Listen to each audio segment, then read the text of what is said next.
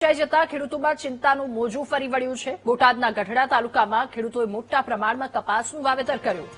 વીડીના પાણીના સહારે વાવેતર કરાયેલો કપાસનો પાક હવે વરસાદની રાહ જોઈ રહ્યો છે।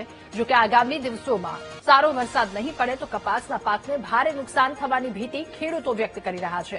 ગઢડા તાલુકાના રાણિયારા, પડવદર, સમઢિયાળા, મોટી કુંડળ, ઇંગોરાળા, વાવડી, ગુંદાળા સહિતના અનેક ગામોમાં સિંચાઈની કાયમની સુવિધા નથી, જેના કારણે ખેડૂતો સરકાર પાસે સિંચાઈ માટે જરૂરી પાણીની વ્યવસ્થા કરવાની માંગ કરી રહ્યા છે। બોટાદ જિલ્લામાં સૌથી વધારે કપાસનું વાવેતર થાય છે, તો ચાલુ વર્ષે જિલ્લામાં અંદાજે 79,163 હેક્ટર વિસ્તારમાં કપાસનું વાવેતર થયું છે। જોકે અમુક ગામોને બાદ કરતા હજુ સુધી નોંધપાત્ર વરસાદ નથી થયો। જો વરસાદ વધુ મોડો પડશે તો ગઢડા સહિત સમગ્ર જિલ્લામાં કપાસના પાકને મોટા પ્રમાણમાં નુકસાન થવાની શક્યતા ખેડૂતો વ્યક્ત કરી રહ્યા છે। વરસાદની જો વાત કરીએ તો લગભગ 20-25 દિવસ પહેલા લગભગ ખેડૂતોએ પોતાની પાસે થોડા પાણી હતા એના દ્વારા ડીપમાં ઉગાડેલ છે। અત્યારે હાલ પોઝિશન એવી છે કે હવે પાણી બધા કુવામાં તળિયે વહી ગયા છે। 5-10 મિનિટના પાણી રહ્યા છે। હવે તો એક જ આધાર છે કે જો વરસાદ આવી જાય તો આ મોલાદ બચી એક એમ છે, નહીં તો થોડા દિવસમાં આ મોલાદને પણ મૂંઝાવાનો સમય આવશે।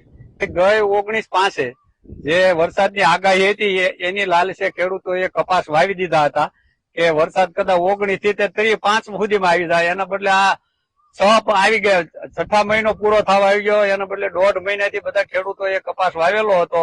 એ લાલે છે કે કપાસ આપણો ઉજરી જાય અને વરસાદ ટાઈમસર આવી જાય છે।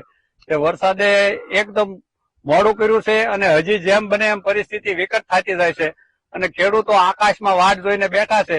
જ્યાં પણ વરસાદ પડે ત્યાં તૂટક વરસાદ પડે છે, એનાથી ફાયદો થવાના બદલે અમુકનું નુકસાન થાય છે। કે અમારા બોટાદ જિલ્લાની અંદર ટપકથી બધાએ થોડું પાણી હોય ને કપાસ ઉગાડેલો હતો અને હાલ વરસાદ ખેંચાતા બધોય કપાસ ફેલ જાય એવી ભીતિ સતાવી રહી છે અને બધાને પાણી ખાલી થયા છે।